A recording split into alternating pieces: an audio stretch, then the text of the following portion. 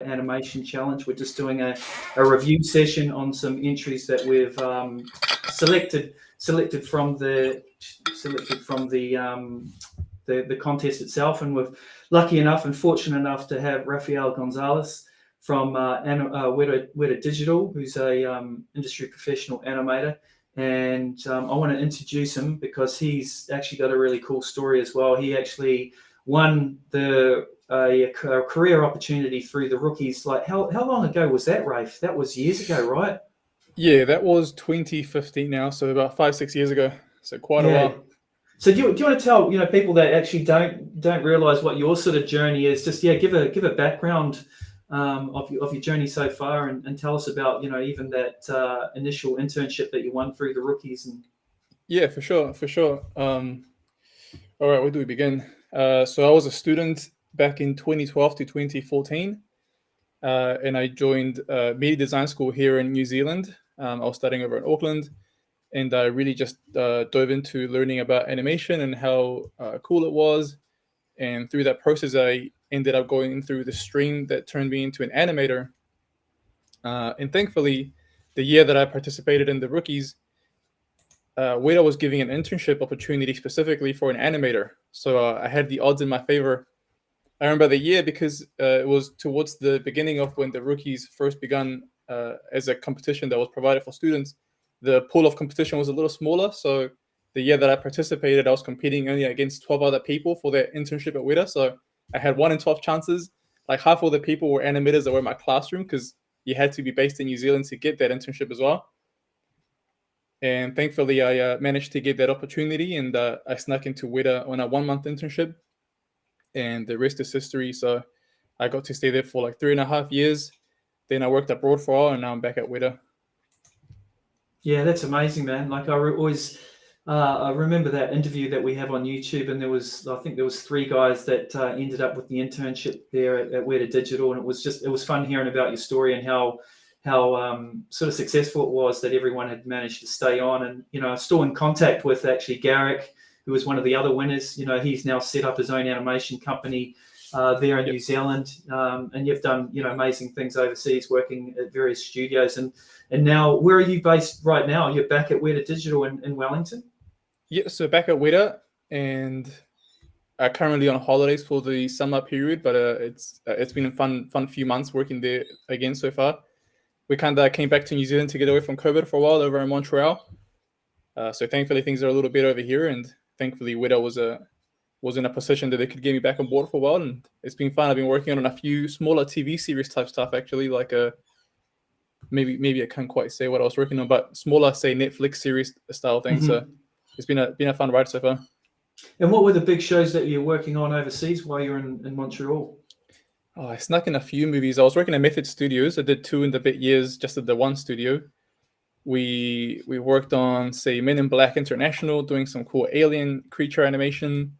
We worked on The Witches, which was a Roald Dahl novel film, which was pretty fun because we did the little mice throughout the film, as well as some scary animation on the witches when her arms are kind of breaking and extending.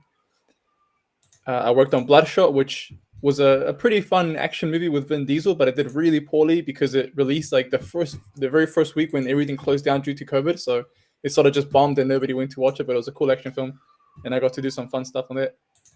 And then a bunch of smaller TV series stuff. Yeah, good stuff.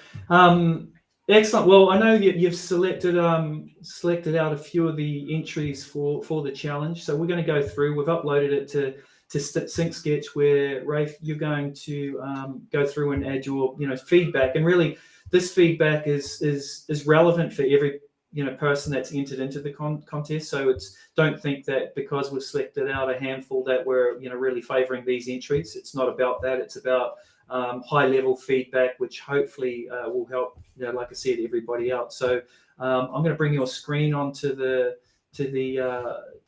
main canvas there, Rafe, and we've got we've got it up there. So I'll let you kick it off, mate. Cool, amazing. As Alan said, we're just going to go through some entries, and I picked out a few that showed sort of different ideas that I'm sort of just going to touch on. And the goal for me was just to give some broader feedback that would be applicable to all the various entries that we've seen so far. As I go through, I'll give a few specific notes here and there about little things that you could polish on specific shots to make your work better. But I'm hoping to keep it more broad in a general sense so that it's applicable to anybody that wants to jump into the stream and take some stuff from the animation. So far I've seen quite a few entries. They're all really fun. The character itself, it's like the 6 arms really changes the dynamic completely in terms of how you approach a shot on the animation, and it gives so much more space for just creativity in general with the way you want to approach the whole thing. And it's been fun to see how people have been using those additional arms. Like I was thinking, like for sure, it's definitely going to be a little extra work. It's always, that many more arms is going to be that much more animation. But it's also an opportunity to get in there and just be creative with them and how you use them. And I was curious to see how people are using them in general, because you can make them all sort of move together simultaneously, or maybe a couple arms doing something different to the others and stuff. And the entries have been fun so far. I think we've got about 8, so we'll just go through them, and I'll just talk through them, do some sketches, and we'll see how we feel about them. Let me just get rid of this one sketch that I left over here. So entry number 1, we have a Night Spider Spline by Anthony Sarmiento. So I'll just play it through. So this was a fun entry for sure.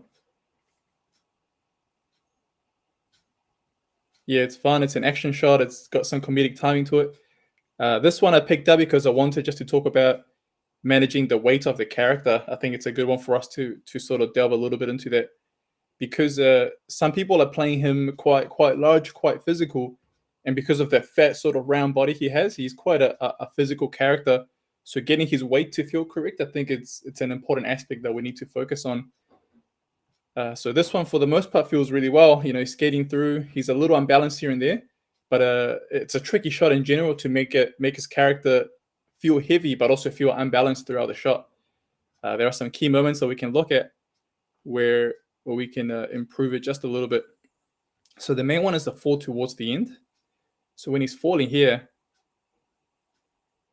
there's a few moments where he's a little too far back beyond his center of gravity.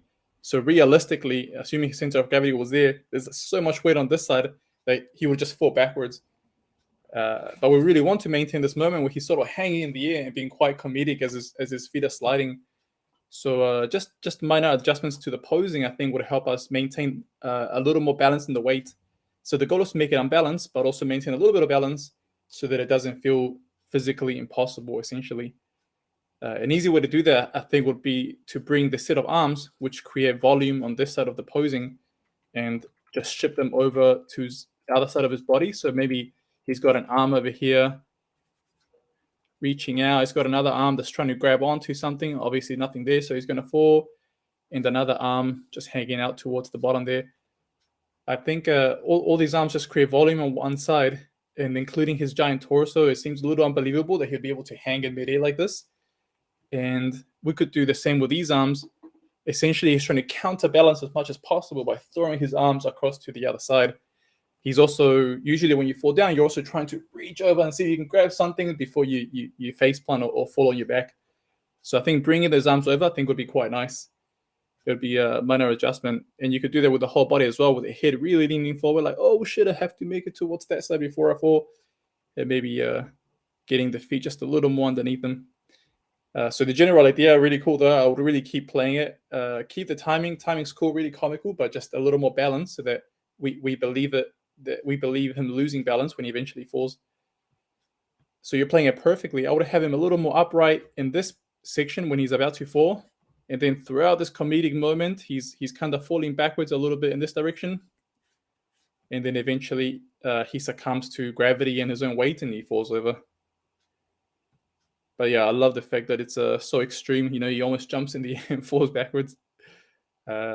Minor note over here. Again, we'll pick out a few little things here as we look at the broader picture. But minor note, you make sure you, as you progress with the animation, you avoid you avoid some of the twinning with the arms.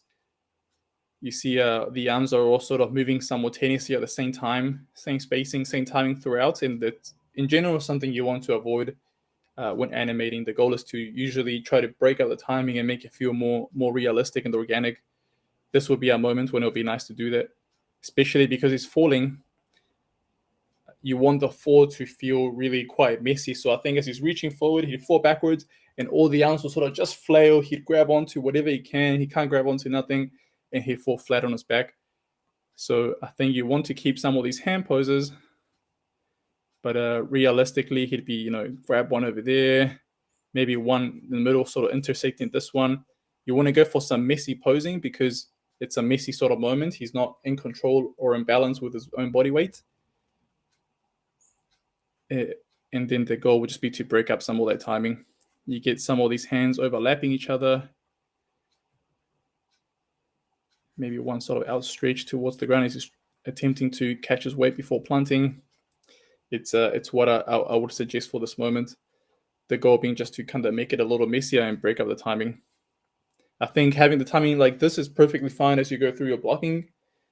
It's not something you have to focus too much, although you can incorporate it into your blocking. But as you get more towards the spline section of your animation, you really want to make sure you break up timing in those limbs. And it's something we're going to focus on in general as we go through. And then for this one, it's a little tricky with the timing because I love that it's quite cartoony. It works really well. I think for the full hang, the hang midair is interesting. I think you want to maybe make it go a little bit higher. We'll hang for a few seconds and then he'll come down to the ground quite quickly. So you want to amplify the speed at which it comes down. So say he would hit this pose, say a couple frames earlier. We can definitely push some of the posing here, really get his legs up in the air. We're going to get his arms all outstretched. You really want to have a beautiful outstretched moment here. So you're doing it perfectly fine as you are. I would just push it a little bit more. Break up some of that posing on the arms. Get him completely outstretched, including his head. The head, we could push it a little more. Always finding cool moments to push the posing, and we want to go quite extreme in a moment like this where it's just prior to the impact.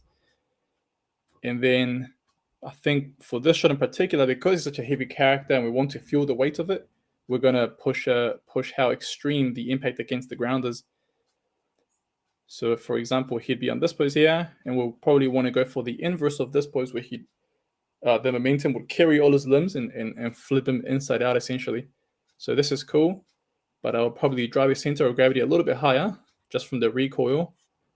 And then we're going to curve his spine and we'd really have his head hanging to the ground, feet hitting real flat against the ground, and all the limbs would hit downwards and probably recoil and hit the ground as well. So we want to have a really big impact. Just a suggestion as well, you can play this however you like, but I think a hard impact against the ground will suit the character. It would make the moment just feel a little more, intense and dramatic in general. And also, I think it'd be a little more suitable for the weight of the character. When I watch this, it's such a cool moment, and I really just want him to, hit the ground hard because we can, really push the extreme in animation. And it feels like he kind of falls on his back, just on his butt. But I think the momentum will sort of push his back and his head to the ground. So we can play that a little more extreme. And then from there, coming up into the sitting pose is pretty fun and funny. I quite like this.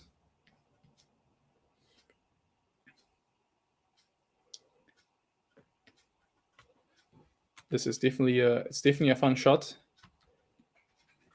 but it's definitely a tricky option as well. I think it's tricky to play around with a character, sort of losing his weight and trying to regain his balance.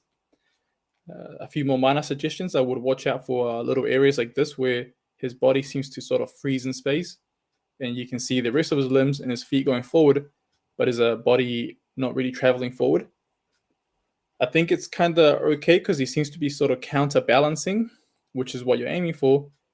But I would push the body so it doesn't feel like we're kind of getting stuck in the exact same place at 70 and say frame 76.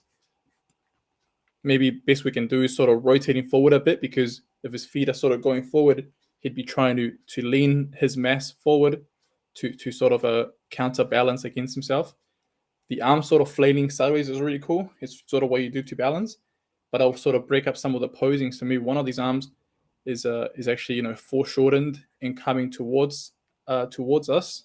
Maybe this one on the other side, as he's trying to sort of catch his weight in a lot of different directions. I guess with the extra limbs, he'd be able to push the arms in different directions to catch his weight. I think that could look quite cool. It would help us to sort of break the posing of the arms in general, but also maybe a little more realistically what this character will do to catch his weight. It'd be a suggestion. But essentially, whatever his feet are doing as he's like skating, he'd be sort of counterbalancing on top during those moments that he's losing weight. And then the moments when he's perfectly balanced, he'd be hanging out over his own feet. It's definitely a fun shot. But I definitely spent some time throughout just breaking up the posing of those arms and the timing and making sure they're doing different things for him. It's a fun one to play around with it, I think.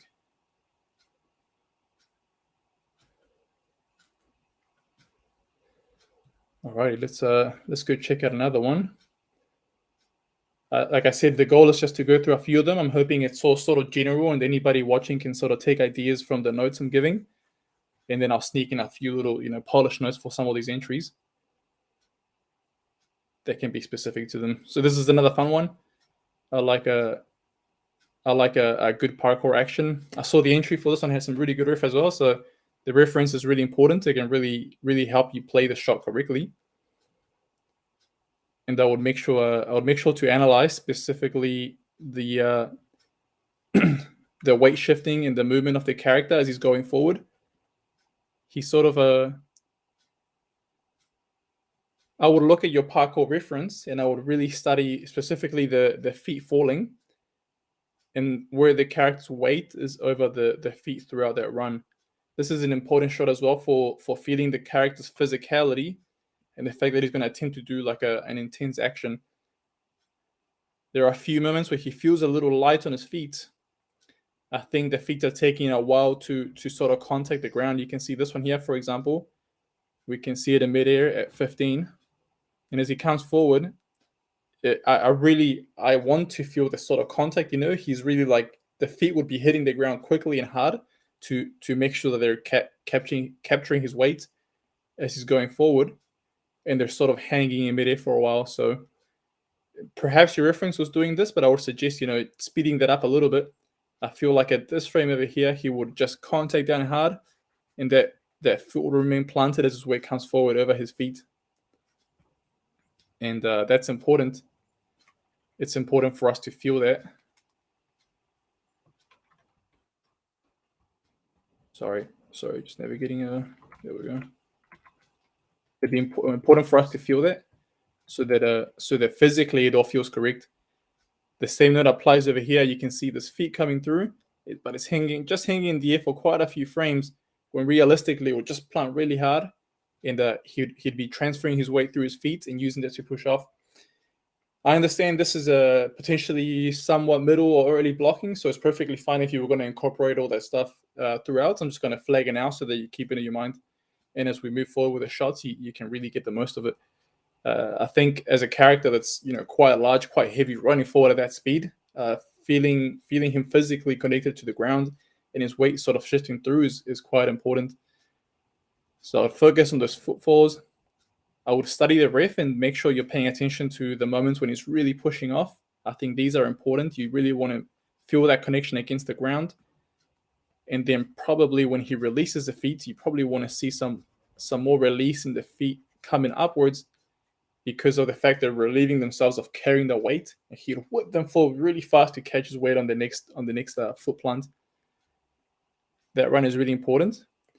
And then I would suggest maybe a little more downwards push over here in anticipation for him jumping onto the wall. I understand the momentum will sort of carry him, and the parkour ref, you're looking at a human sort of doing this. I think this character, because he's a bit bigger, a bit heavier, I would suggest just like dropping him down a touch so that he'd be more like just a little bit lower, looking upwards, really gearing for that jump. You can really feel the weight of the character through the legs. And then this leg over here, really driving forward, getting ready for that jump. And maybe I would have to look at some riff to make sure this is correct, but just as a suggestion, having some of those arms a little further back, just to help with the push-off, could be fun as well. They're coming through, and then on the last push, they just drive forward, and he uses all the possible limbs that he has access to generate momentum to make that jump. I reckon that could be a fun thing to explore. It'll help you to break up some of the timing with those 6 limbs as well. And it'll also help us create a more extreme pose. So this is cool.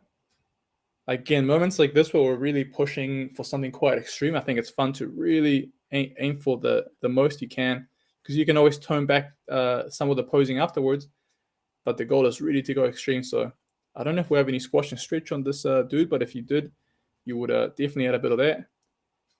In any case, I think really maybe having this guy aim a little higher than you have the human and your reference do could be fun. But it'd be a moment just to make sure anywhere you have the opportunity to stretch the character and really have an extreme sort of pose, a really fun line of action, it's what I would be aiming for.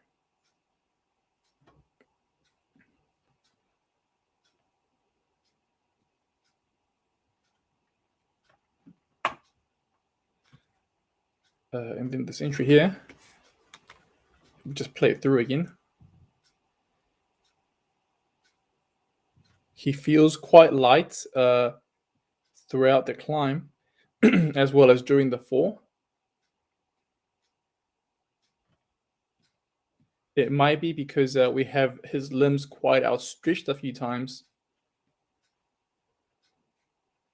Potentially, he can reach higher with his legs, sort of bend them up a little bit more, and really feel the effort they're putting into to carry him upwards. Momentum-wise, I think the speed of the moment would be the fastest over here. He will lose weight at the top, lose momentum and speed traveling upwards, and then for the fall, we really want to play that a lot harder. In my opinion, I think it would just be a lot more, a lot not only cooler visually, but it's also a moment where gravity's taking over his body weight, and for such a large character, he would drop down quite a lot faster. He's definitely got some resistance against the wall, so you can definitely play this 2 ways. I think I would either play up more the sort of grabbing and trying to grab onto the wall as you kind of have in the beginning, and that slows his momentum as he's falling before he sort of gives up. Once he gives up and realizes, fuck, I'm not going to be able to grab onto this wall, and he falls backwards and gravity takes over, you want it to come down a lot faster. Essentially, I would shave 5-10 frames out of that and let him really hit the ground really hard. It's a moment for us to sort of push the timing, make it a lot more intense, and I think it'd be quite cool. And then you also want to play up the impact, kind of like the previous roller skating shot. I think you can really just amp it up and make it way more intense than we currently have.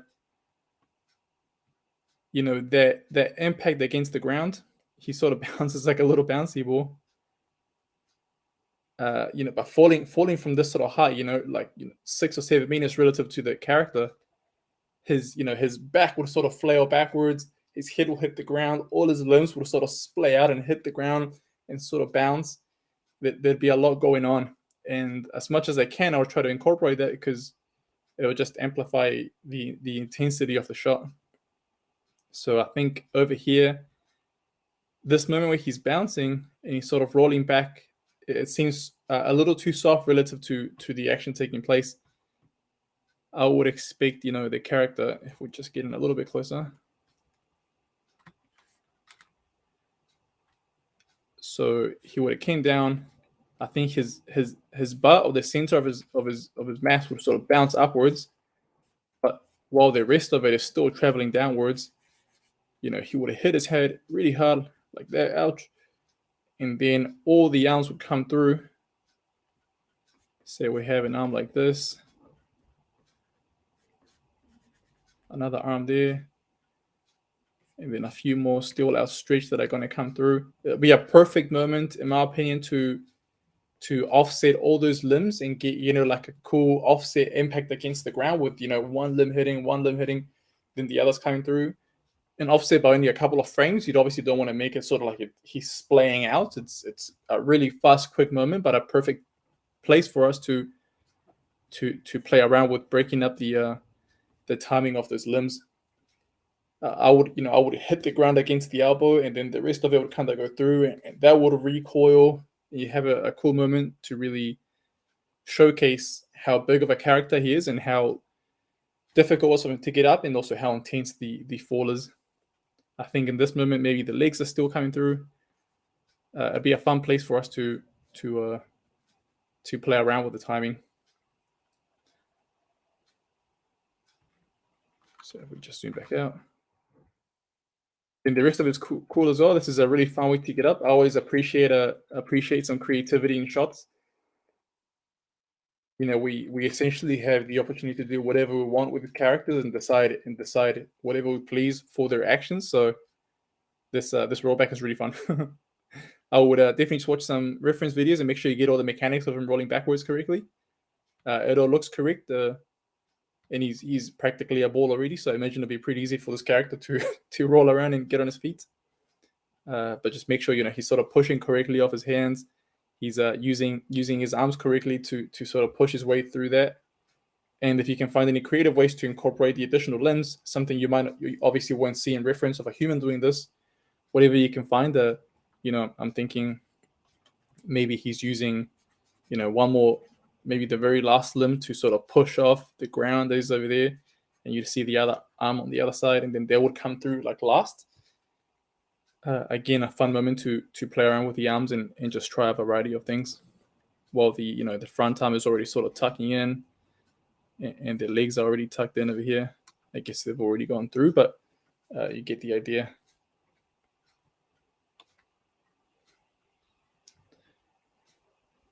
More or less what's going on here, where you have the front hands, peeling off nicely, while this hand is still contacting against the ground.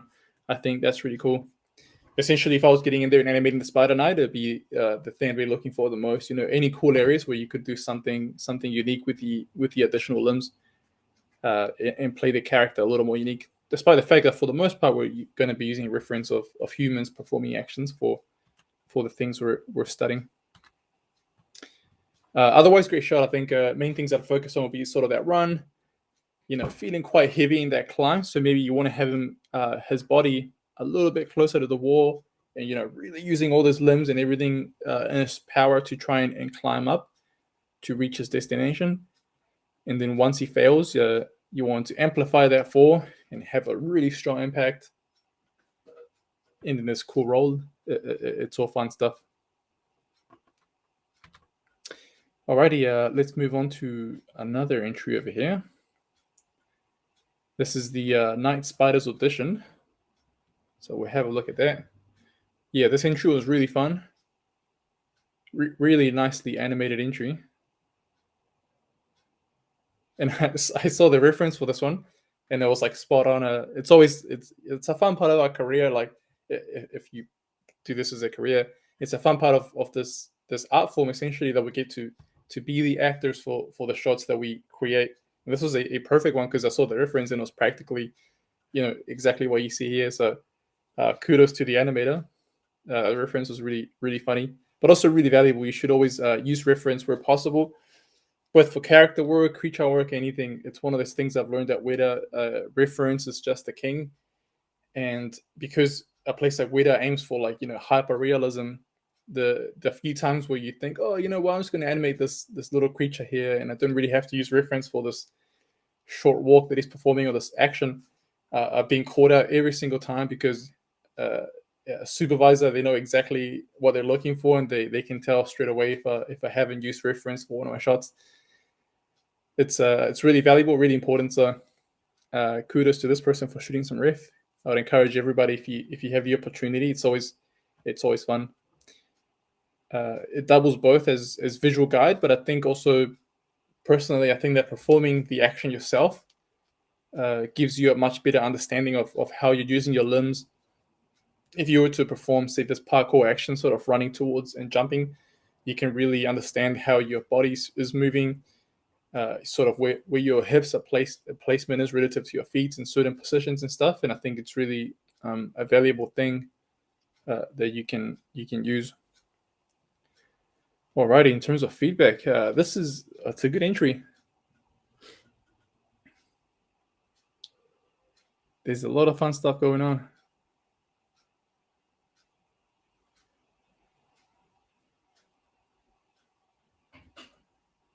I like the variety in posing in the arms. You got some cool, sort of different angles in the arms. I like that. Some variety in the hand posing as well. Some fingers completely splayed, some sort of more profile. There's a lot of nice things going on here. Some minor suggestions. I would watch for the weight of the character. Seems to be a little too much weight transferred over this side. All of this mass would suggest that the center of gravity is essentially there, and he's holding his entire weight on this one front leg. And with the angle that the leg is bent, it doesn't quite come across too believable. Totally doable if you have, great flexibility across your knees and your Achilles, and you can place your leg in this manner. So totally doable. But I would suggest sort of just, a little posing tweak for this section, just dragging the foot out a little bit more. I think you'd find that he'd feel just a little more balanced in a way that's correct to the character's proportions. I like this outsplayed foot over here, but maybe if he's going to be completely outstretched, he could roll onto the ball of his foot over here. So you would see the foot upwards, and maybe just links up like this with the rest of the leg. So something to keep in mind. The weight of the character feels really good throughout the walk. It's clear that you shot some nice riff and you paid attention to it. But I would pay some attention to the moments where he's sort of reaching out. Make sure you study your riff for moments like this where he's moving his weight and leg. You can see they start to move simultaneously, which is possible. But I think with his weight coming down, it's important for the foot to be making contact to catch the weight. And for the weight to come to a stop as it's traveling downwards, you would need to have that contact against the ground so that your body is like, all right, this is where I'm contacting, and you can use it as a point of leverage to control your weight. Here, it feels like the weight is sort of coming to a stop prematurely relative to the foot. So sometimes you have to just speed up a little bit those foot placements, or get that leg traveling just a little bit earlier relative to the weight of the hips and the body.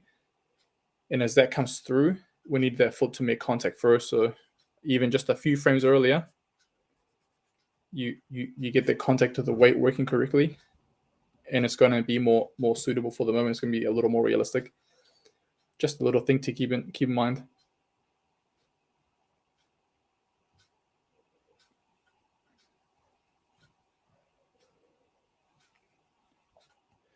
Let's watch that again. Yeah, otherwise this entry is looking really cool. I reckon just, keep chugging along.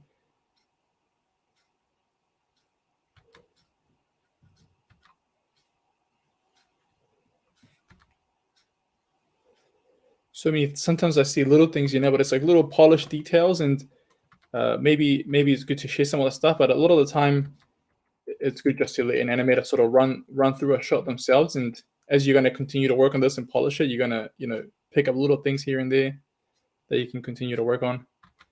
I would suggest sort of, keep an eye on some of your arms.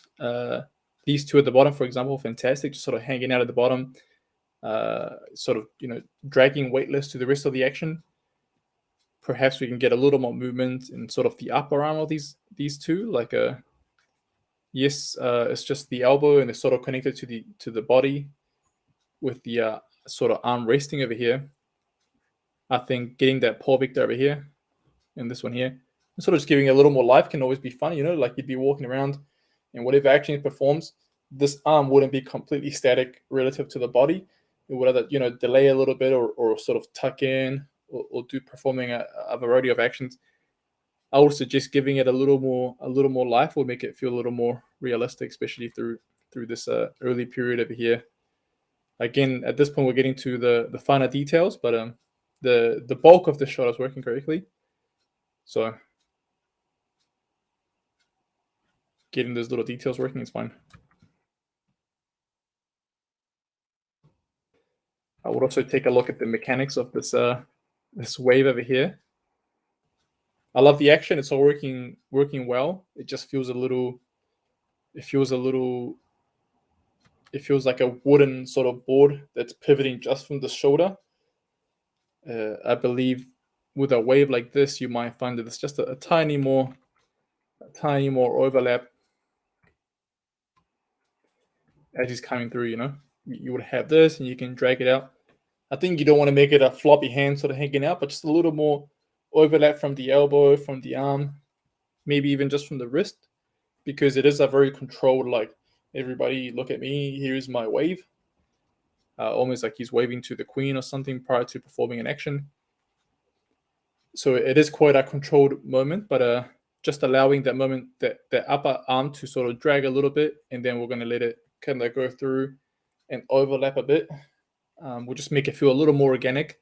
You want to feel like the shoulder is driving the action as you have now, but you want to make sure that these pieces sort of feel connected, but also the fact that they're separate limbs that we can move independently. And as he makes that wave, there'd be just a little more overlap, and it wouldn't come back so stiff, and potentially the action wouldn't lead from the wrist. Maybe you would just feel it leading from here, and it would straighten out because the wrist is dragging just a little bit, and it will come through. So minor details, but little things that make the character feel a little more organic. Otherwise, keep going along. I think the action's fun. The ending's cool. And it's nice to see that you just chose your own reference and you're like, yeah, I'm going to do this in Animator, and it's looking fine. So nice work. Alrighty. So this entry, I wanted just to just showcase it. I'm not sure if it was the most recent version submitted for the entry, but it's perfectly fine. It's what I wanted just to talk about briefly as a general thing to keep in mind is how important planning is for your animation.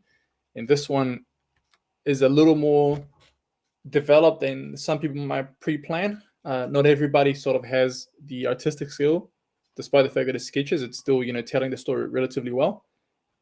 But I think anytime you can take the opportunity to sort of just sketch out ideas, sometimes do a 2D animatic like this, or like I saw in quite a few entries, anytime you can just storyboard out ideas, it's fantastic. It just essentially, the more you spend time pre-planning, obviously to an extent, you don't want to spend too much time, but the more you spend time pre-planning, the more you can sort of think about ideas beforehand, the faster you're going to get through your animation once you get to the point when it's time to start kicking ass and animating. This is a perfect example where you really just flesh out your idea, and this could have been just an idea in your head, and once you get animating, it can be a little more confusing, especially early in your career or as a student, where suddenly you're in 3D space and you're thinking, so many different dimensions, and now you got a character rig with so many controls, and a lot of that can be a little overwhelming.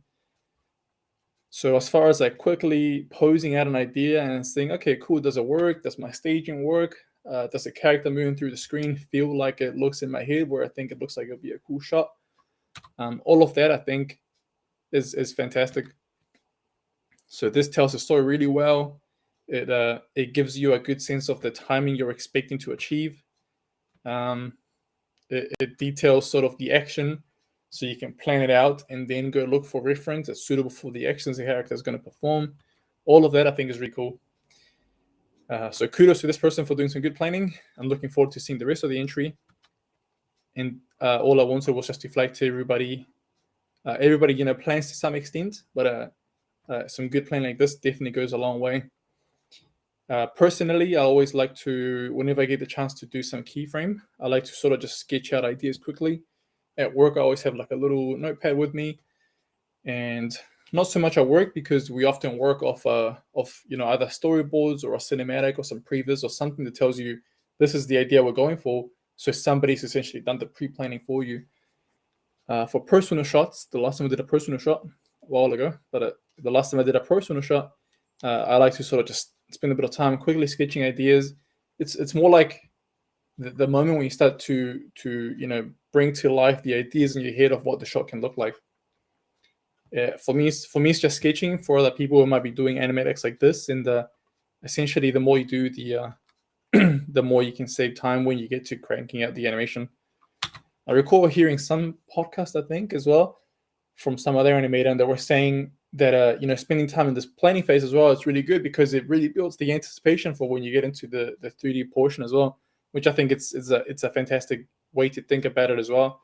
I think the more effort you put into this, the more you're like, yeah, this is a sick idea. I can't wait to just crank out motion. Once you get into Maya and start posing in your character, I think you'd be quite excited about the prospect of this cool idea that you've fleshed out a little bit prior. So that was the reason I decided to throw this entry in here, just to show, and kudos to everybody else, doing some pre-planning, doing some just sketching and storyboarding. I think all of that is really helpful. Cool. So let's check out another entry here. I think I've got the tracing paper on. Turn it off.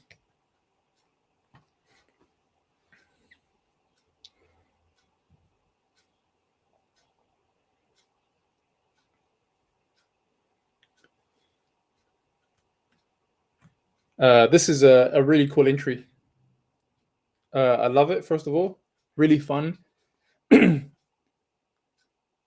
I love the play on the character just hanging out at the office, doing the most mundane, work in front of his big screen and hanging out with a phone. Really cool stuff. And animation-wise, it's really cool. There's a lot going on, and I think it's one of the entries that really showcase nicely sort of how to use the variety of limbs that he's got, because he's got the two in front sort of doing some typing. He's got another one sort of hanging out mindlessly, not doing too much. He's got one on the mouse over there. And what I think played quite correct in this entry is that they're not sort of overextending or overdoing it in their motion. They're all keeping it quite subtle, so that no single line is taking too much of your visual attention, and they don't interrupt each other, which I think is important. I think if I was playing with this character, it'd be too tempting to try and get each arm sort of doing something fun and funky and get the most out of it. But I think the goal is to get a few arms that are doing key activity, say like this one performing the pickup of the phone call, this one sort of reacting expression-wise, and then you have the others reacting, but a little more subtly. And in this case, not all of them reacting. I think so really well played with the arms.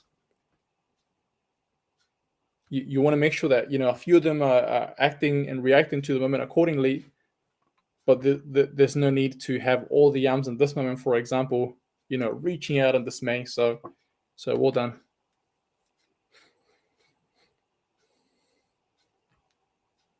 So I like this intro. I was going to make a few suggestions. So a couple of things I want to talk about, but so the main ones were just a couple of posing ideas. I think because you're going for an acting shot in this case, I think pushing the posing is the way to go for storytelling. And for this initial area where he's sort of bored hanging out at work, I was going to suggest really pushing the slump forward, the bottom in his face, the fact he's like, oh, another however long I have at work, I'm not having a good Friday, blah blah blah. I think the first thing that came to mind when I saw this was, just because of his size and everything as well, was like Mr. Incredible and the Incredibles, hanging out working at his dead-end job, and he's like super slumped over. He's got his big ass shoulders on his tiny little desk, and he's typing on the keyboard. And I think that's exactly the sort of reference I'd be looking if I was blocking out this shot here. So if we just get in a little closer, I reckon getting this guy a little closer to the screen, a little more slumped over, so you really feel his body over himself, and really play the tired eyes. Essentially, the posing you have is perfectly fine, and then I will just amplify it a little bit more. Have the arms hanging, anything you can do to make him look really tired and bored, and this job sucks and I can't wait to leave, the better. So he'd really be looking just to the top of his eyes as he's typing away, and make him really look like he's barely holding his head upright to maintain attention. It's a suggestion. I'm not sure if that's exactly the feeling you're going for. It's sort of what I'm getting when I watch it. I reckon you just kind of push it a little more. And the reason for pushing it is that it gives us a little more room for when we have a pose change later on. In this case, is reactions to the phone. This is another area where I thought the posing could definitely be improved, mostly because you can see the sort of general shape of his body, say this mass over here, doesn't change too much at all throughout this moment. So the arms and all are reacting really well. I love displaying. I'm like, what? That's all really cool. I would definitely use this moment to also have a changing posing. So we have, say, the slumped pose in the beginning of the shot, fantastic. And then this pose would be sort of somewhere towards the middle, so he's reacting. And then over here, I would be looking just to get something different out of the character. Let's have a look. Maybe we could, sort of throw his head out to one side as he answers the phone up here. And that would give us room to sort of make him lean back a little bit in this direction. Actually, considering that he's going to lean back that way, maybe he really, let's go to another drawing over here. Maybe he really leans over the phone in quite an angry manner. Say he's answering the phone over here.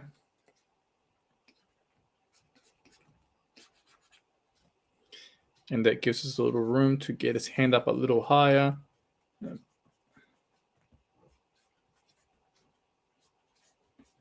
In this case, I'm not really looking necessarily to push the posing in terms of how extreme of a pose you're going for. I'm more looking just to get a general sense of shape change from the previous moment that we have here. Because all of it is working correctly. I think you'd want to have him a little more slumped over. He comes over to the phone. At this moment, you can see the body remains quite static. It'd be a perfect moment to get a shape change in there. A couple suggestions are leaning back, leaning forward. You definitely want to hold him still as he's reacting because we want to read that face. I think you're playing it really well. The realization moment is really cool. He checks the time. I think even this allows us, this is cool, but even this allows us to, bring the body a little more forward. Maybe he uses another arm over here as leverage so that he can rotate. You can maybe feel the foot planting at the bottom. Maybe maybe this is the moment where he really leans forward and he's like, oh crap, and he's like trying to get as close as he can to that clock to really be like, is it the time? Is it really what I was looking for? Maybe we can drop some of these arms as he loses interest in the phone call and he's realizing what time it is. Essentially, there's a moment throughout this middle section where I'm looking just for a little more shape change throughout the posing. I think if you did that, you can even do that potentially on top of what you have right now in terms of using an animation layer because you're not very far off. Again, just a suggestion, so you don't have to do this, but it's what I would suggest. Just pushing that a little more, I think it'd quite amplify the moment. And the reason that this moment sort of feels a little bit frozen and stuck is because you nail it at the back end over here, where you let the character really lean back and go into a different pose altogether. I think it's really cool. So I think I like the fact that throughout the section we have more of the posing sort of contained, and him sort of sitting and slouching forward. It's cool. I think we just push it a little bit more, and it's going to amplify the action we're going for. And then I was going to just talk about one more thing with this shot here. And something I was going to, that I've seen in general throughout some of the other entries, especially for the entries where we're concerned with the acting, the character performing, the timing of the beats of the actions performed is really important. So this is an entry where timing is king in terms of selling a funny idea or selling a funny moment. There's another entry we're going to look at where it's exactly the same thing. The issue that I have is that the timing sort of feels pretty even throughout the shot. And my suggestion for this moment in terms of acting if you can see my video. Actually, we'll do some of the drawing because maybe you can't see the video too much. I would suggest moments like this. We would hang this moment where he's realizing, and we're like really watching his face, and he's like, "Oh my God, my brain stopped functioning because of the fact that I'm almost off the clock." This moment, I think we want to drag it out just a little bit longer, and then he would whip around to check the time as quickly as possible. And then the moment where he kind of goes back to leaning back on the chair, you'd kind of amp it up and make that moment a little bit faster. So essentially with storytelling, when it comes to the timing for acting, you really want to, find the moments where you kind of want to draw things out intentionally because we want to make it boring. And we also want to see the moments where we can amp up the speed because intentionally we want to make it more fun, more energetic. So this moment in the beginning where he's bored and staring at the computer, as much as we can just slow things down in general or make him look really slumped over, make that part of the shot boring intentionally, I think is perfect. Having a faster reaction to the moment where he picks up the phone, perfect. He's angry. So that would be a quick moment full of energy because he's releasing that angry energy, and then holding on the phone as he's realizing, slowly coming to terms with the fact that he's hearing good news. We can hold in that for a moment and then, quick. And the goal being to have something of a more erratic timing throughout the shot and not sort of beat for beat throughout. I think it just makes the shot more entertaining to watch. The way that it's always likened to in animation is like music. You don't want to hear sort of music that's sort of monotone, same beat throughout. We always want to hear music, that changes, that has a variety of different beats and tunes and just variety in the timing of what we're hearing. Same goes for animation. Variety is really fun, and variety and timing is important for acting. Otherwise, this is a really, really nice entry.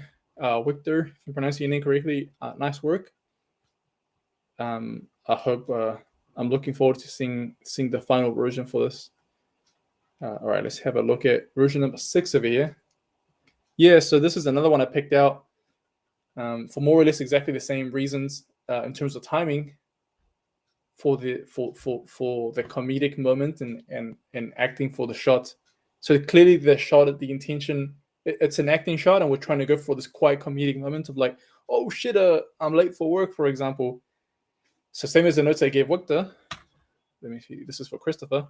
So nice work, Christopher. I like what I see. It's a cute little moment. It's not an intro I expected to see. The night spider sort of hanging in the bathroom brushing his teeth. But it's fun to see the creativity that the entries showcase. So this is a perfect example of an entry that feels sort of beat for beat, a little monotone throughout. I think the timing of all the actions in the latter half of the shot can be quite a lot faster and quite a lot more frantic. I like the fact, so you've got all the ideas in place, everything's working correctly. But if I was you, I would push the boredom over here just a little bit more and would push the intensity of the acting in the latter half just a little bit more as well. So similar to Victor, maybe we can make him, slump over just a little bit more. So you can feel the mass of his body behind him. Hands all over the sink is perfect. You can really feel that he's, holding his weight up by his hands because he's still quite drowsy. He's not quite awake. Maybe we'll flare out the elbows a little bit because he's holding onto his body mass. Maybe this hand over here, we could angle it down just a little bit. Just because, making him feel as tired as possible. You don't want to have an elbow upwards where he feels quite energetic, brushing your teeth. The goal is to, slump him forward. The head is slumped forward as well.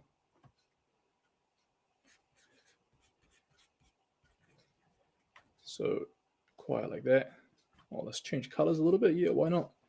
You can see his hand there. I just think personally, if he's brushing your teeth, then we just, the goal essentially is, this is the moment where, he's bored. Sorry, not quite bored, but sort of super drowsy. So we're going to push that drowsiness as much as we can. every shot doesn't have to be super extreme, but just a little bit more. There's little minor tweaks to the posing, just add everything to the shot. It's the sort of thing that tells, recruiters once you get into the industry that you understand, you understand posing and what it means in terms of storytelling for a shot. And once you get to work in the film industry, we're making movies because we're telling stories about the characters, and working in feature specifically, posing is super important to make sure that throughout a shot, even if it's a small portion of the film, you're still telling the story of the character in this moment. In this case, I reckon we get it just a little more downwards. I've turned on my onion skinning. You get him a little more downwards, a little more slumped over. He's going to feel that much more drowsy. Facial's looking perfect though. I like the half dead eyes. I think another moment here where we can just stretch out that yawn. Just essentially, you want to maintain the length of the shot you have, but we're going to make the back end that much faster, and we're going to do that by shortening it and extending the front end. Will be my suggestion. So this yawn over here, as it comes through, maybe we get a nice little shape change in the head, get a big mouth shape, and do a big yawn. Eyes closed, big yawn. The goal being to just really tell the story, the fact that this guy's still half asleep.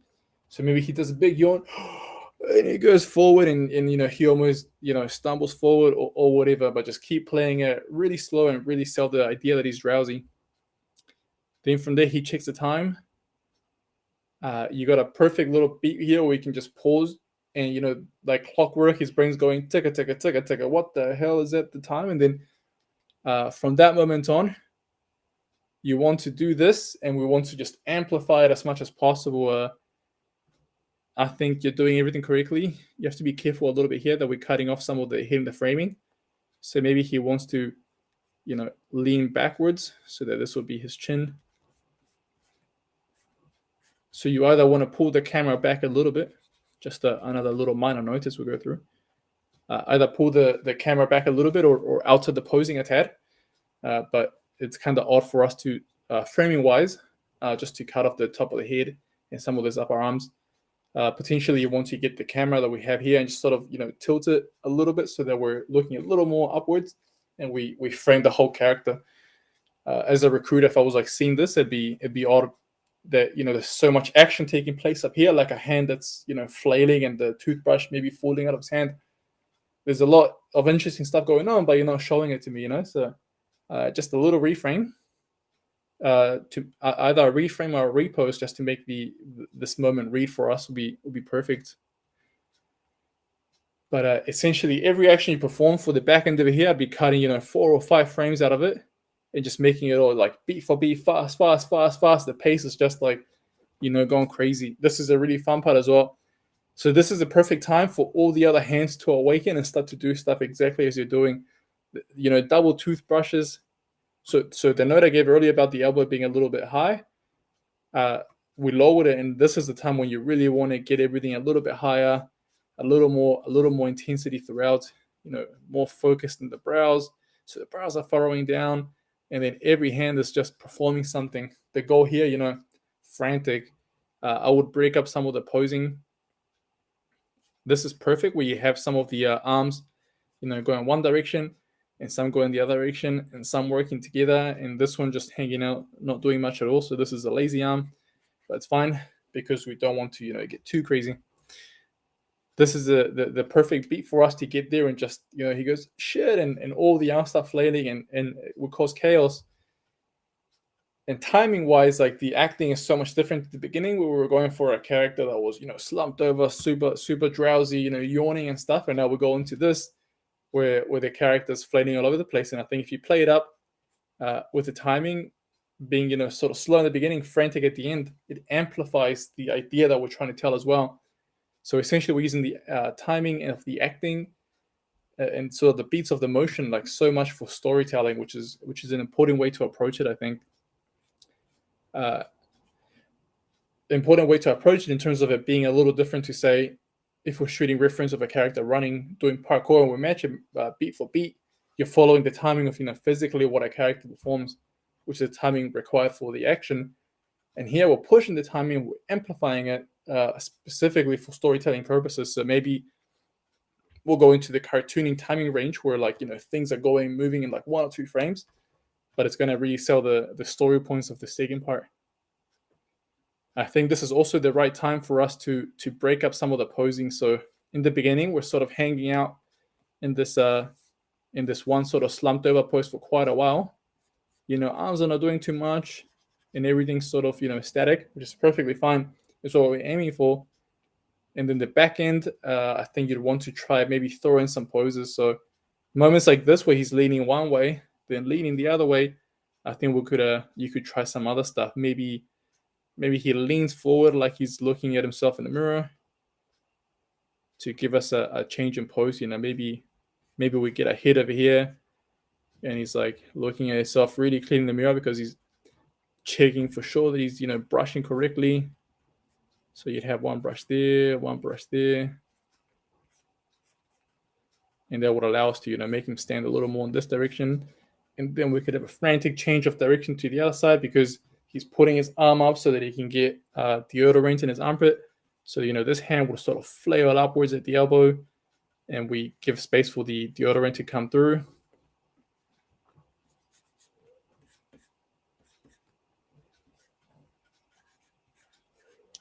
And because he's doing that, which is perfect, the deodorant coming through, it allows us to throw the character in a different direction, and we can get a nice shape change from one pose to another.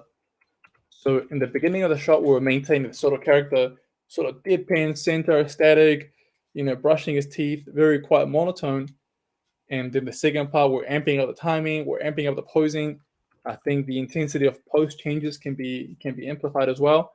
All of that to sell this idea of he has to get ready in a very frantic pace. Otherwise, that'd be sort of the main thing I'd be focusing on with an entry like this. Or essentially, when it comes time to do an acting shot, those timing of those acting beats are key, and they're so important. Otherwise, nice work, Christopher. Good, solid effort. I can't wait to see all the entries as they progress. It's fun because the rookies usually submit, your very final portfolio entry, and you see people's best work. Whereas tracking entries in this contest, it's fun just to see progression in general, because it's fun to see how somebody blocks something. It's fun to see if somebody, say for example, does a 2D animatic and does that prior to getting onto their motion. It's always fun to see the progression, and you also see the animation at different stages. And it'll be cool to see if any of you incorporate some of the notes that I'm giving out and stuff. I'm looking forward to seeing the final results. But it's fun that for once, as a judge, I get to see the general progression that a shot is going to go through. Oh yeah, this entry was sick. Yep, yeah. So in the blocking stages, and I can't wait to see the spline because it's a really cool, really challenging shot.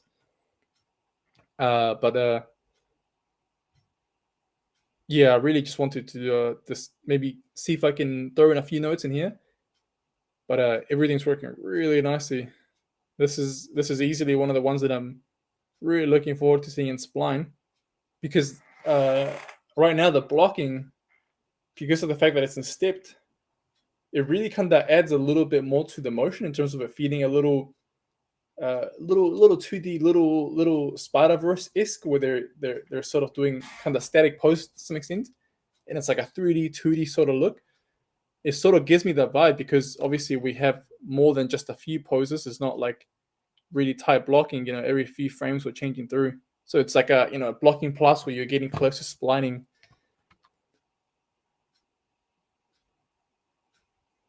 Yeah, this was a cool entry for me just to talk a little about staging. Staging wise, I think the next two entries I had a few things I wanted to mention on staging. This one just like nails it. It's really fun way to play with the character entering into the shot from behind the camera. It plays really nicely with the depth of the shot and utilizing that. The fact that it comes back close to camera, it goes backwards and sort of up and down and disappears. It's a really, really, really fun creative choices in terms of the character navigating through. And it works really well. So a common critique that I see in student work is the fact that we often use, and I do this myself, we often use sort of static cameras that say showcase our entire motion, and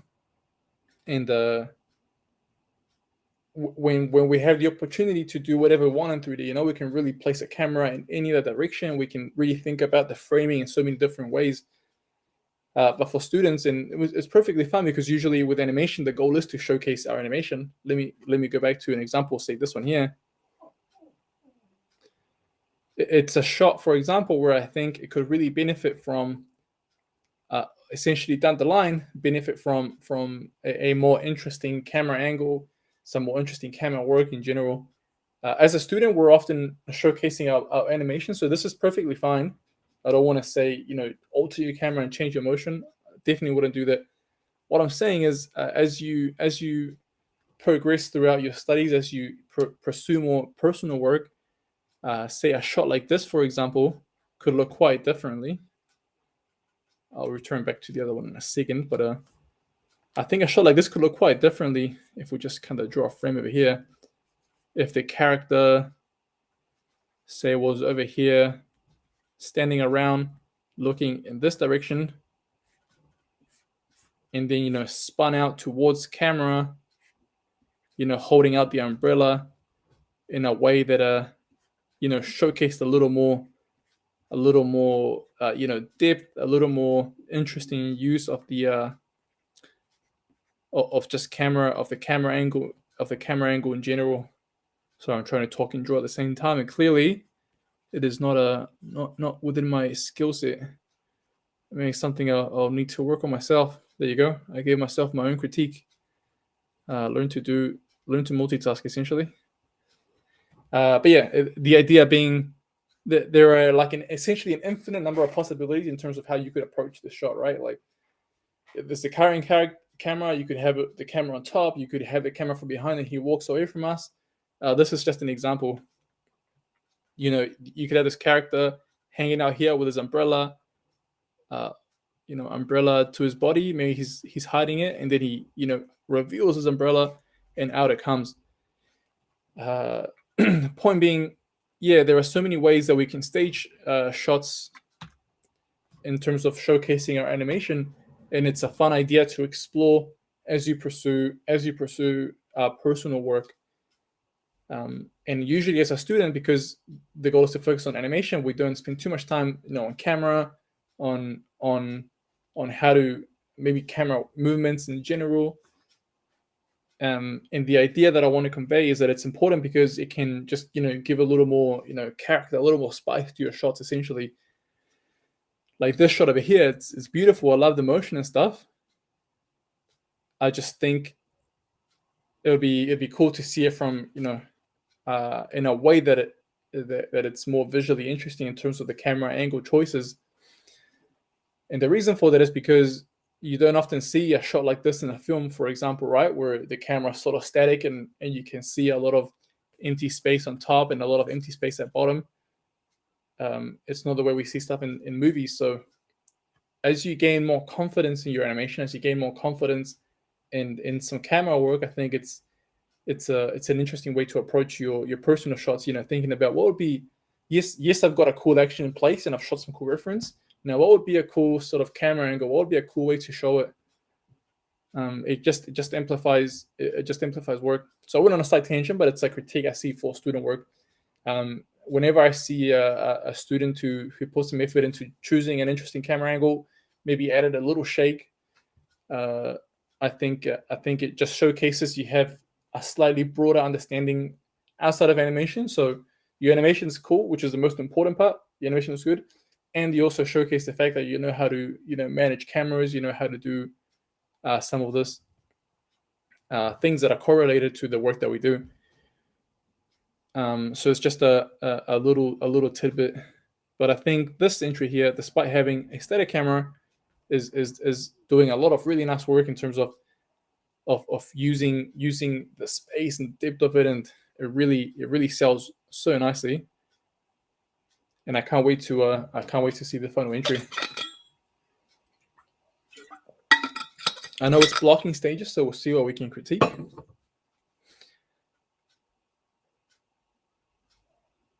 Like overall, like it's nice. It's just it's early blocking. Like some of the squash and stretch are beautiful stuff. Yeah, I was checking this one out yesterday. I loved it. It's more than I could have done as a student in terms of pushing some the timing.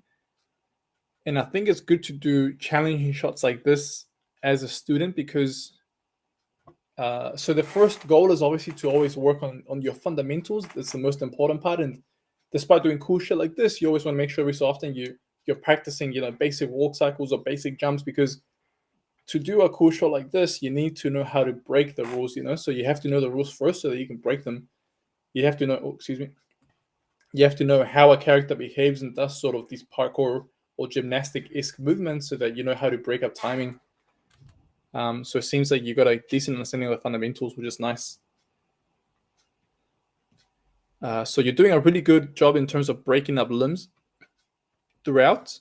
I would just make sure you incorporate that in every place. So I guess, this area here is a little earlier stage perhaps than some of these areas here where you have, one leg sort of going through and one still dragging behind. This sort of break up and posing is really nice. And then anywhere else where you can find to break up the posing in general in all the limbs to avoid symmetry, it's the goal. It's what we're aiming for. And considering the stage you're at, I would really try to incorporate that into my blocking as well. Say a post like this, it'd be real simple stuff, just dragging this arm over here and having this elbow a little higher so that these two elbows are not on a very similar line. Maybe this hand is sort of foreshortened off into the background, and this one is a little more flatter on the ground, sort of parallel to screen so that we can see it correctly, so that this one's a little more hidden and this one's a little more visible. Little details like this would be what really polish this and set it apart from other student work. Once you spline it, if you can maintain the intensity and how cool all the action feels, it'll be the little details like that I'd be looking at if I started to critique this work, like thinking, what would I do to make this better? But you're doing a fantastic job in terms of pushing the posing. Like, here he goes all the way down and, he really gets his belly right down to the ground, which I think is the perfect way to approach this. Maybe we can get some of these elbows a little higher because I guess he's going to generate a lot of momentum from them as he pushes off. Maybe this knee could come almost down to the ground. Maybe would push this head up a little higher because he'd be really forcing his neck upwards to have a look at his next direction. If I was in your shoes, I would just be going through, essentially doing a pass where you break up the posing. In a shot like this, I would have approached it the way you have, where I think, if I'm not mistaken, I saw your entry and you'd blocked out this with the ball rig. A fantastic approach. I've seen a few other people do that as well. And considering that this character is essentially a ball, it's the perfect way to approach it, because this character in particular, he's essentially a ball shape in his core, and it's going to be what in terms of how we animate this and navigate his mass throughout. That core is what we're all going to focus on, this giant mass, and getting that correct. So the limbs, they can add just so much confusion, especially throughout the blocking stages. If I was in the shoes of most people, just bringing in a simple ball rig, even just if you have the capability to do so, animating just a sphere, essentially, like a sphere parented to a locator. Although I see people using a ball rig, so I'm guessing there's a beautiful ball rig out there for people to use. But I think getting your timing out roughly, I think this entry here as well did it, where on top of this 2D animation pass, they did a pass on the ball directly. So getting this ball to move correctly throughout the shot without the additional limbs in place to confuse us throughout blocking, I think it's a really nice way to approach the animation. You're essentially stripping down as much as possible so that we can just focus on the important stuff. Yes, I was saying with this one, I would essentially do a pass throughout, just looking at places where I can break up the limbs. I really love this, where you're using all the limbs dragging behind, and I think it's really cool. Same here. And for the most part, because he's performing such a fast action, I think the wood will sort of be dragging behind. I'll just look for places where I can really subtly see. This is an example where this hand is still contacting, still outstretched, and the other ones are sort of dragging behind. I think over here, maybe this hand could be a little more down and then overlapping some of the other hands. And just find other little places where it's suitable. Maybe, a knee here, dragging behind. It just little places where you select a limb and you're like, all right, cool. Instead of having 3 limbs doing exactly the same thing, let's just break it up a little bit and break it up. And it can be really subtle. For example, in this case, it can be really subtle, just a knee sort of coming out forward, and this thing just a little more bent. Well, this one just a little bit straighter, while also still maintaining the cool line of action and arcs that we're aiming for. But yeah, little places where we can keep looking at any point just to break up some timing, break up some posing on the riff is perfectly fine. I think it's important because there are moments where you might intentionally want to make all the arms do the same thing. I think a moment like this, like it just as a silhouette, just looks really cool. He looks like a spider, So I think there are moments where he could boom and flare out, and suddenly all the arms flare out. And even if the subtle posing differences, for the most part, they can look quite similar, and we can really play out those moments where all the arms look similar. And maybe just to make sure that we're still thinking about animation, you just break up the posing of the legs a little bit.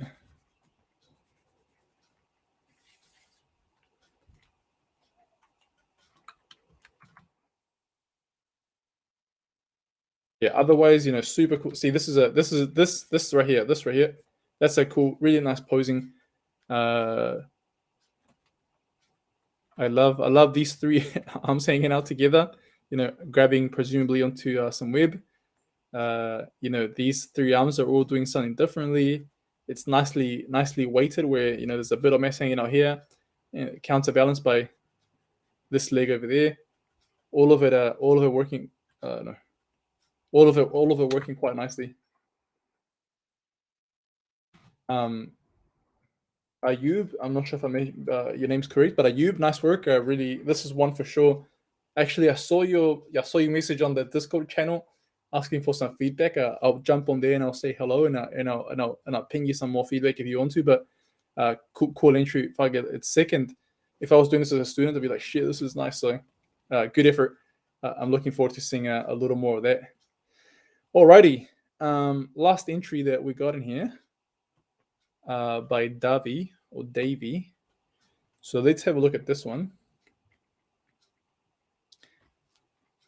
Oh yeah, this was a fun entry. This one's fun. Just in the idea that I was creating, it's some fun storytelling taking place. There's a lot of cool ideas going on. But there's definitely a few things we can sort of point out and critique. Just quickly, sort of to swing back on something I mentioned earlier. This is an example of of nice animation and a perfectly fun animation shot with a more static camera that can sort of see everything. Which is, I have to flag again just in case, it's perfectly fine. The goal for the competition, again, is to critique animation. We're not critiquing cool camera angles, blah blah.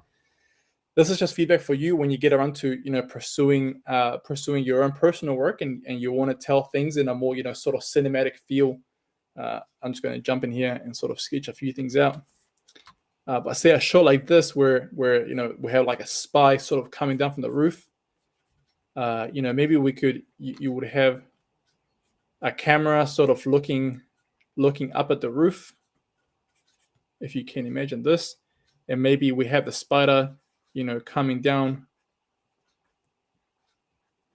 from the roof, and you'd have this really cool perspective of the spider, starting here, and then, making his way down towards camera, and maybe, going past camera like this.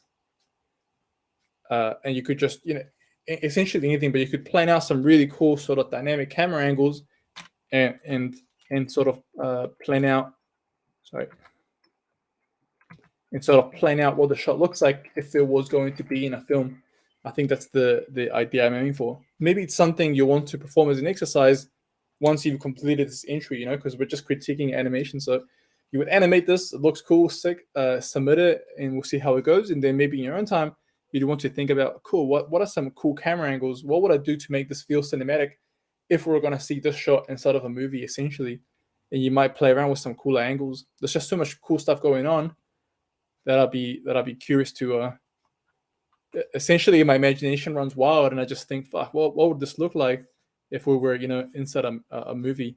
Maybe over here you'd have a shot of this this item that he's trying to retrieve in the foreground, looking all beautiful. And in the background, we see the spider sort of, creeping towards it, almost out of the shadows,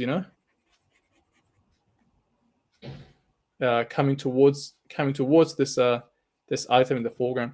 Just I keep watching a shot like this, and I just think about all the cool angles that you could hit if you were going for a cinematography feel, and it's just something to keep in mind and pursue and potentially in other iterations or other student work you perform. Otherwise, motion wise, if I was looking at the animation, again, a lot of the broader things we discussed earlier, just timing. I think the moment in here where he's sort of creeping in, we can do a little more storytelling with the timing, a little slower in the descent. Potentially, hanging out here for a little longer as he sort of calculates what he's going to perform, and then quick this moment a little bit faster, and then it gives us a little moment to hang out here and be cool and kind of look around and expand on the acting taking place.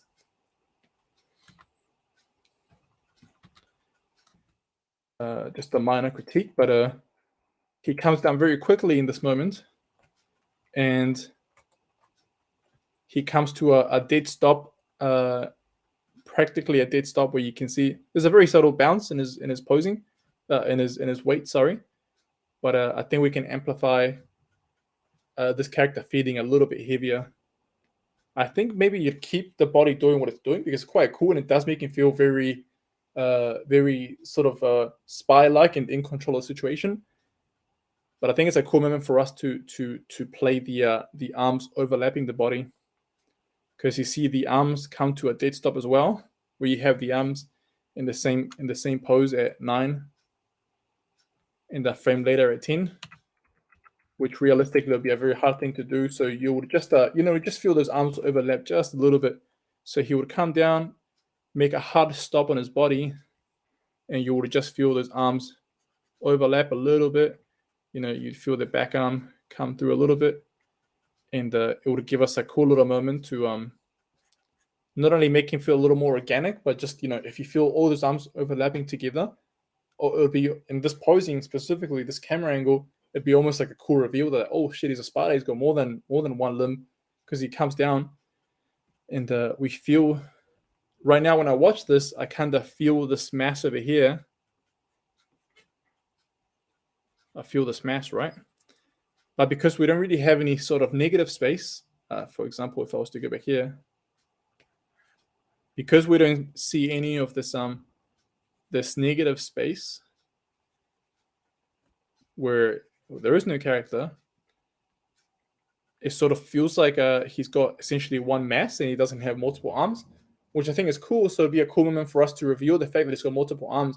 He'd come down, make that hard contact when he comes to a stop, and you see those arms overlap, and they would sort of overlap in different timing, so that you see them overlap independently, and I'd be like, oh cool, this guy's got multiple arms.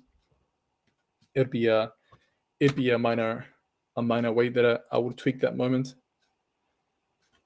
Otherwise, you're doing some cool actions. I would suggest make sure you're using reference for those moments.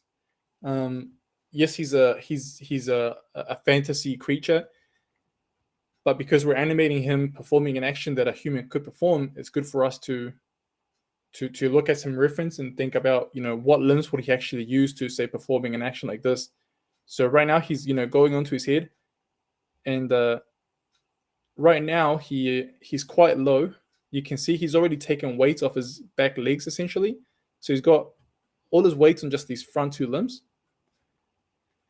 It's perfectly fine. I mean, he's got a really, really solid upper body, and he can do, handstand push-ups and all that jazz.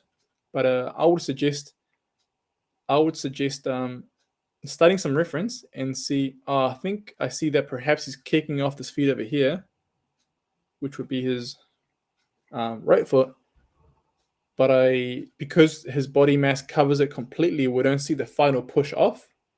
So perhaps doing the push off with this leg would be the more appropriate posing for us to read the action, which would imply that this leg over here might still be on the ground, say back there. Let's use a different color. This would be this leg over here. Could be this opposing adjustment I'm drawing, where you would see it still contacting the ground and sort of pushing off just a little bit more for us to read that push off, which is what leads his body upwards. And then it would come through very quickly, and it would be whipping through. Well, this other leg is already sort of hanging out up here. It'd be a minor tweak, but because we don't see it, I don't read it. So it feels like he's doing a handstand push-up, which again, perfectly fine. But I think it's nice for us to use reference and really think about how the character performed this action. Also, he kind of goes forward, and these four limbs all seem to leave the ground at the same time. And the fact that we have a spider, it's cool for us to use those additional limbs to perform the action. In this case, there's no need for us to really leave all the weight and all the work to the front arms, because he's got the additional limbs and he's still so close to the ground that those other arms could make contact. So if I was in your shoes, yes, maybe this arm here could start coming upwards early, but say this guy here should definitely still be hanging out on the ground. Maybe this one back here is just starting to peel off.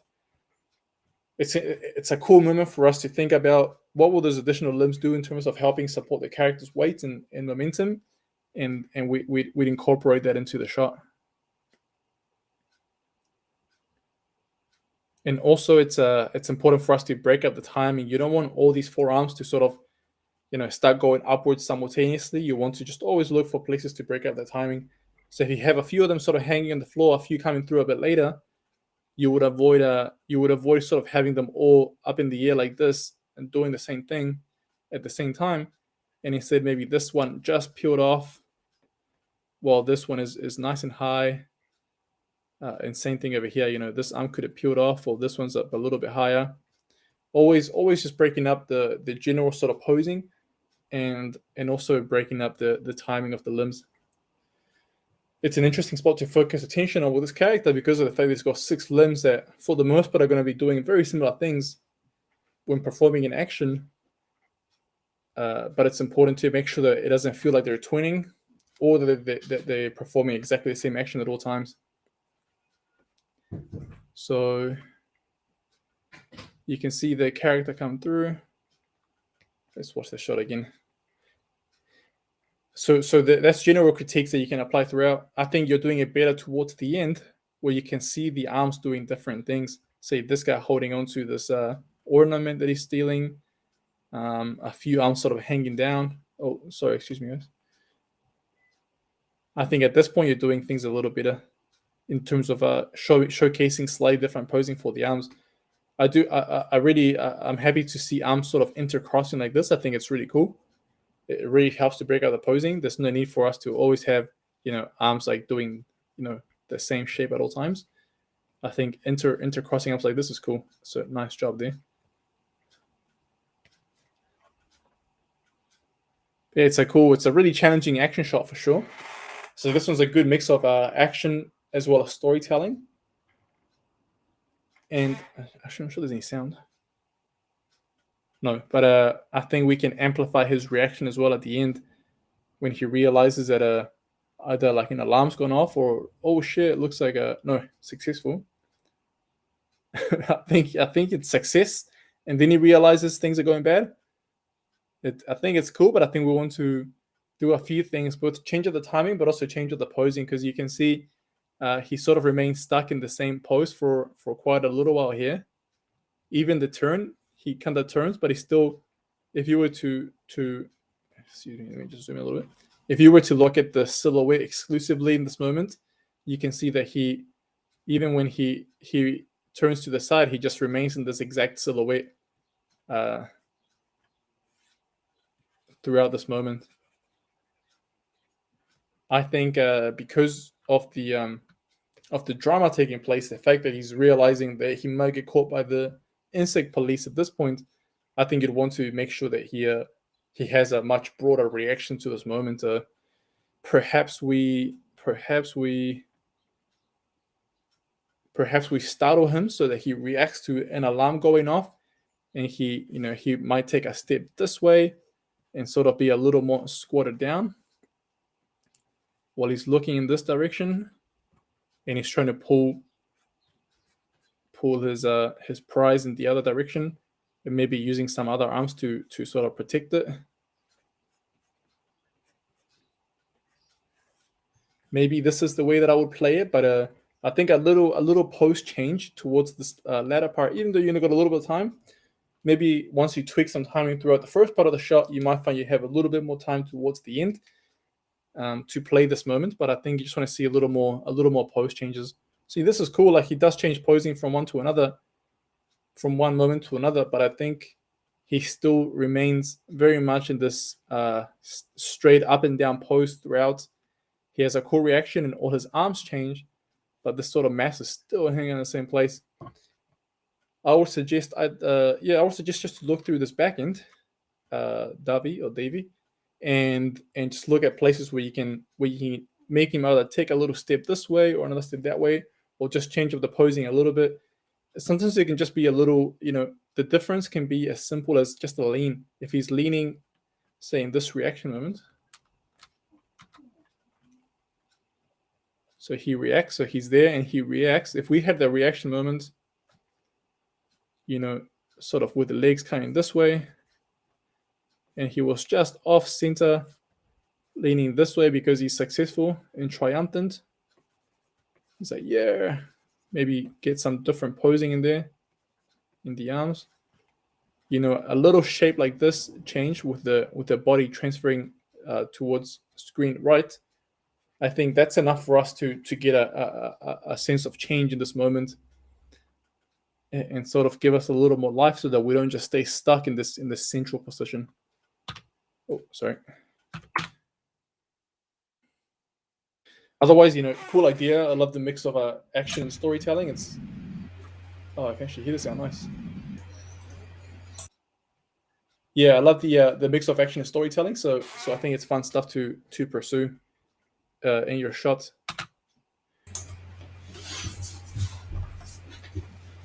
Cool. Well, that more or less brings us towards the end of the review here. Yeah, nice stuff, Rafe. That was awesome, man. Honestly, there was so many gold nuggets of feedback during that session that even I was riveted to what you were talking about. There's one question just in the somebody was just asking, and we'll keep it minimal because you've been on for an hour and a half, mate, which is just amazing to offer your time. But yeah, honestly, like, that was so much great feedback, and hopefully, people that watch it will just not only about sort of general animation tips, but working in the industry and the types of feedback that you'd expect, and just even yourself, mate, having to brush up on your multitasking skills. Yeah, there was a question. What would you say is the biggest mistake students make, and what should we take the most care with? Oh, shit, that's a good question. There was a few of those sort of that you answered along the way, though, wasn't there? You said there was a couple of lines where you said students. You see a lot of students making the same mistake. I think it's even just a lot of the weighted stuff, right? And just making even that last comment about making sure that you're slightly off center and things aren't so vertical, and just I'll leave it up to you. But yeah, there was quite a bit of feedback even in the session, I think, that pertains to students. Yeah, for sure. We covered quite a few things, and I hope I kept it broad enough that it's applicable to all the various interests coming through. I'm trying to think. I think I touched on quite a few things. So if there's one sort of feedback I tend to give students all the time whenever they ask me, and it's not actually related to animation specifically. But I think developing your people skills is super important. And in hindsight, just for me personally, was something I really developed while I was a student, because I was in a project where we worked in a team with people and stuff. And I've learned throughout my career in hindsight that we work with so many people on a daily basis, sitting shoulder to shoulder, a little less now because of COVID and remote work, but you get the idea. You're always with people, you're always interacting with people via email, via reviews, via places like this where you're reviewing other people's work, so on and so forth. I think your people skills and how you interact with others is super important. As a student, I would suggest, like, don't be afraid to show your work, like, just to anybody and all the time. And it's perfectly fine to be precious about your work, but allow people to just critique, because you don't always have to apply the critique somebody gives you. I say that right after I critique a lot of work, but point being, you can show it to your parents. They might say, like, this looks cool. It looks a little funny that happens. And maybe they're not correct because they don't have the same animator eye that we have. But it's always good to just get a variety of feedback and make sure that you're comfortable interacting with anybody and everybody, because people skills goes such a long way in the industry, because we're always interacting with one another. So that's what I would say, I think. No, absolutely. And I think, just to touch on a common theme that you were sort of mentioning all the way through, and this pertains to, I guess, any discipline, is that reference is key. As much as, I guess, when I look at my texturing background, reference is exactly the same for you, Rafe, as an animator. Is and it's funny because you become more mature in the industry, and you think, oh, I've got this. I don't even need reference when I get to this. I've got this many years of experience. And like you said, you pointed out, you get caught out because it's funny how the eye picks up certain things, and it's just because you haven't matched it to reference, and it's extraordinary even at that level. It's you just have to keep pulling yourself back to that reference, which is critical. Absolutely the case. Even after so many years of doing just facial animation on characters at Weta, they go for such a high level of detail where they're looking at the most minute details and how, like, an eye twitches or an eye darts in a direction or eyebrows behave or whatever. And there's just so much details to keep track of that, like, you can't possibly memorize all the principles of how different muscles react and when they move and this and that. So you have to take a bite of the humble pie and just, like, study the reference every single time, just, like, make sure, like, this is the goal, we're aiming for this, and you're going to try replicate it as much as possible. But reference, super important. Yeah, that's awesome, mate. One question from me, like, Rafe, like, in terms of I guess where you're at now, and even coming through, like, where do you find like, where's a central resource or inspiration point for you? Do you watch a lot of animated films and you kind of break them down and go, oh, cool, that I'd see the style that he used there? Like, how do you, I guess, outside of even sort of the work, I mean, you're always learning when you're on work, right? Because you've always got people that are either better animators, and you're always picking up tips and tricks from those other people. But is there, like, what's your sort of go-to? Yeah, it's interesting. So it might not be exactly what you're looking for, but sort of the first thing that came to my mind was, I've noticed how important for me, sort of getting out and doing activities and sort of playing sports and stuff has transferred to my animation. And I've noticed that just by performing actions and seeing people perform actions and just being present when people are performing actions and thinking about how their weight sort of moves throughout this and how that behaves, transfers a lot to the motion that I'm doing. I'm just thinking of the most recent time that I did some personal animation. This sort of two characters sort of rolling around, fighting each other, and just like I performed the action multiple times just by myself to get a feel of, like, when I'm on the ground and I'm contacting against the ground with the weight being on my shoulders, my hips are off the ground and my feet will be planted and pushing, and just performing an action so much really has a lot of influence in how I perform a shot. So. Same thing with playing sports. I've noticed it translates so much into the motion that I like to do, because personally I prefer to do more physical stuff with characters sort of moving throughout a scene rather than the smaller sort of acting stuff that a lot of people prefer. So I reckon getting sports and playing gets me inspired to perform some of that stuff in animation as well. So I can see you being quite dramatic playing basketball, or somebody that does a lot of tumbling on the floor, and That's exactly who I am. Oh, he hit me. Oh, the arms are everywhere. You know? I'm trying to break up the silhouette. Yeah, it's exactly that, but on the rugby field. Yeah, exactly. Oh, that's awesome, man. Hey, Rafe, dude, thank you so much for that, man. It was, you know, like I said, mate, there was so much good content in this feedback session on. Hopefully, you know, people got a lot out of it, and you know, I loved watching everything that you've done, mate, and definitely love to get you back on at some other stage as well, dude. So that was awesome. Yeah, fantastic. Thank you very much. I appreciate it. I had a blast, man. I didn't realize how much time had gone through because we're just going through the stuff, reviewing it just on the fly like this, and it was a fun experience. Actually, I really enjoyed that. Excellent. Congrats to all the entries. Really cool stuff, and I think it's such a fun character rig to animate. I'm glad people have access to cool rigs like this because it wasn't always the case when I was a student. So this is cool stuff. I mean that's why we got it professionally made, was to get, you know, students, you know, the experience of how to actually what it's like to work on a professional rig, and yeah, so we're stoked that people can have access to that. I guess, you know, like for you, it'd be good to be able to track some of those entries that you've critiqued today and just see where they end up at the end of it. So maybe we have another. I think we've still got, like, you know, it's quite a long contest, so we've got a fair bit more time. So yeah, we'll maybe get you back on for a couple more sessions, and then we can do a final one at the end of it, mate, and just bring on some of those ones and that sort of rise to the surface. But have a great Christmas, mate. Awesome, thank you, Owen. You know, be very animated when you're opening up your presents, mate. I'm sure you will be. And, I'll be studying everybody. Nice one. Thanks, Rafe. Yeah, Take care, appreciate buddy. it very much. Thank you, and thank you to all the entries as well. Merry Christmas, everybody.